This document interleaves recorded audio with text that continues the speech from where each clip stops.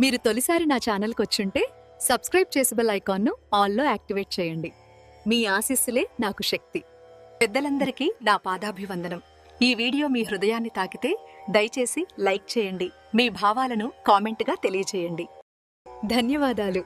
మీ ఆశీస్సులతో మళ్ళీ కలుద్దాం. కృష్ణం వందే జగద్గురుం. జై హింద్.